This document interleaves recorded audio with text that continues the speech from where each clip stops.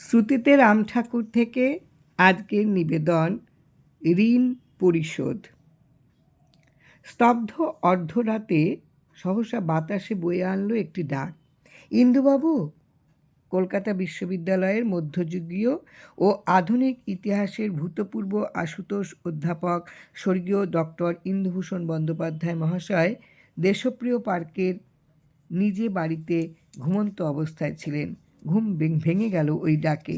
চশমাটি চোখে দিয়ে বিছানায় বসে তিনি দেখলেন সামনের গেটের অপর প্রান্তে কে একজন দাঁড়িয়ে আছেন। তাড়াতাড়ি নিচে নেমে এলেন শঙ্কাকুল চিত্তে। নিশ্চয় কোনো আত্মীয় বা পরিচিত কারোর গৃহে দুর্ঘটনা ঘটে গেছে, অথবা বিশেষভাবে বিপন্ন, না হলে এত রাতে কেউ কারো দ্বারস্থ হয়? গেটের এ প্রান্তে তিনি দাঁড়াতেই ও প্রান্ত থেকে আগন্তুক অনেকটা হুকুম স্বরেই বলে উঠলেন, শিগগিরই 300 টাকা নিয়ে আসুন। নিদ্রা বিজড়িত চক্ষে অনেকটা যন্ত্রচালিতের ন্যায় ডক্টর বন্দ্যোপাধ্যায় মহাশয় উপরে উঠে এলেন। পাশের ঘরে তার সহধর্মিণী তখনও নিদ্রিতা। তার আঁচল থেকে চাবির গোছা খুলে নিয়ে তিনি ক্যাশবাক্স খুললেন, গুনে নিলেন 300 টাকা, আবার ক্যাশবাক্স বন্ধ করলেন, সহধর্মিণীর আঁচলে চাবির গোছা বেঁধে দিলেন। দ্রুত পদে তিনি নিচে নেমে এলেন এবং টাকাটা অপরিচিত আগন্তুকের হাতে তুলে দিলেন গেটের মধ্য দিয়ে।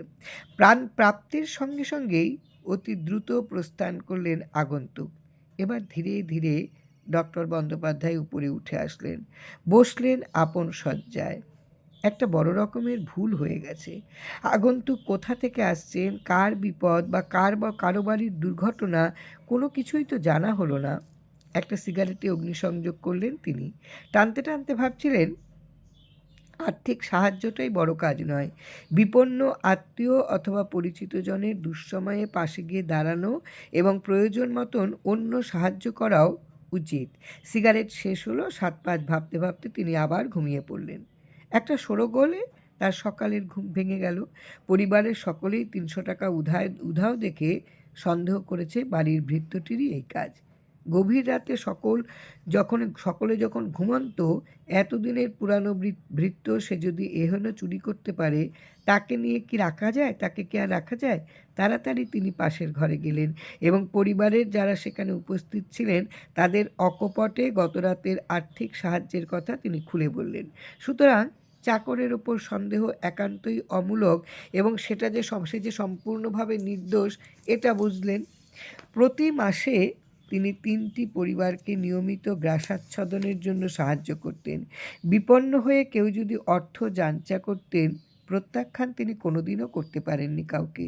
সম্ভবত তিনি সাহায্যের হাত সম্প্রসারিত করতেন, আর দুঃখবোধ করতেন এই ভেবে যে তার সাহায্য প্রার্থীর পক্ষে হয়তো পর্যাপ্ত নয়, আরও বেশি দিতে পারলে কিছুটা সন্তোষ লাভ করতে পারতেন।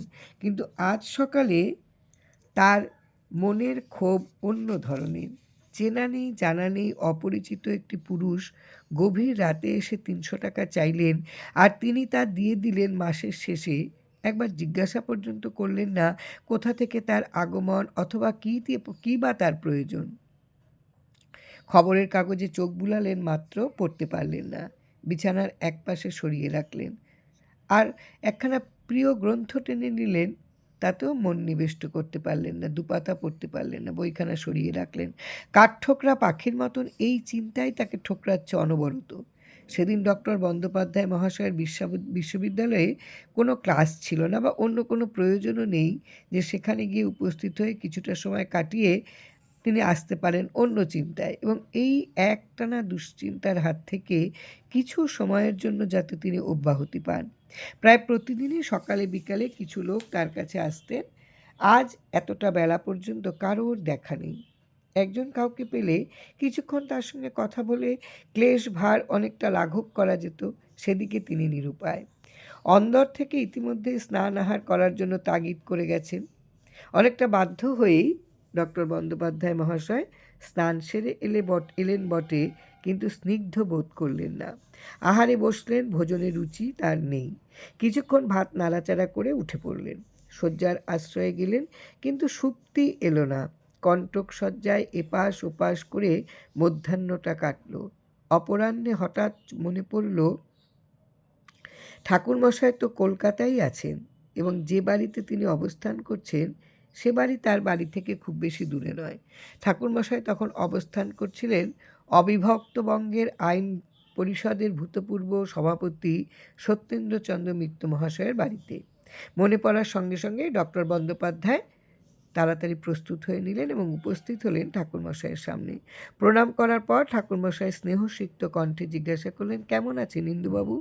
বিষণ্ণ মুখে তিনি উত্তরে জানালেন, মোটামুটি ভালোই আছেন। আরও বহু নরনারী সেখানে বসে ঠাকুরের কথা শুনছিলেন। সন্ধ্যার পর সত্যেনবাবুর মাঝে মাঝে এসে ঘরের লোকজনকে ডেকে নিয়ে যাচ্ছিলেন প্রসাদ পাওয়ার জন্য কক্ষান্তরে। ডক্টর বন্দ্যোপাধ্যায়কে ডাক দিলেন মিত্র মহাশয়। এখন থাক, পরে হবে, জানালেন বন্দ্যোপাধ্যায় মহাশয়।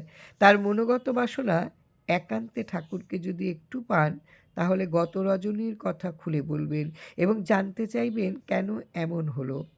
কিন্তু সেদিন ঠাকুরমশাইকে একান্তে পাওয়া দুর্লভই হয়ে উঠল। 10 জন এ ঘর থেকে যান তো সঙ্গে সঙ্গে আরও 5 জন এসে প্রবেশ করেন। তবুও ধৈর্য ধরে ডক্টর বন্দ্যোপাধ্যায় বসে আছেন যদি একটু সুযোগ হয়। ইতিমধ্যে সত্যেনবাবু আরও 2-1 বার ডেকে গিয়েছেন, কিন্তু সম্মত হতে পারেননি ডক্টর বন্দ্যোপাধ্যায়। তার একই উত্তর, এখন না, পরে। সহসা ঠাকুরমশাই বলে উঠলেন, সেই বিকাল থেকে দেখতে আছি আপনি বেজার মুখে এক কোণে বইসা আছেন। 3 জন্মের আগের মহাজন কাল রাত্রে আইসা 300 টাকা নিয়া গেল। আপনি একটা ঋণমুক্ত হইলেন, কই আনন্দ করবেন না আপনি বেজার মুখে বইসা আছেন? যান, আনন্দ কইরা সকলের সঙ্গে প্রসাদ পান গিয়া। সানন্দে ডক্টর বন্দ্যোপাধ্যায় মহাশয় অন্য আর 5 জনের সঙ্গে প্রসাদ পেতে চললেন। রুক্ষ দিনের দুঃখ দূর হয়ে গেল ডক্টর ইন্দুভূষণ বন্দ্যোপাধ্যায় মহাশয়ের মনের সর্বক্ষণ থেকে। যেন তপন তাপে দগ্ধ সাগরের বেলাভূমি শ্রাবণ ধারা বর্ষণে সুশীতল হয়ে গেল। এইভাবেই তিনি ভক্তের ঋণ শোধ করালেন। জয় রাম, জয় রাম। গুরু কৃপাহি কেবলম।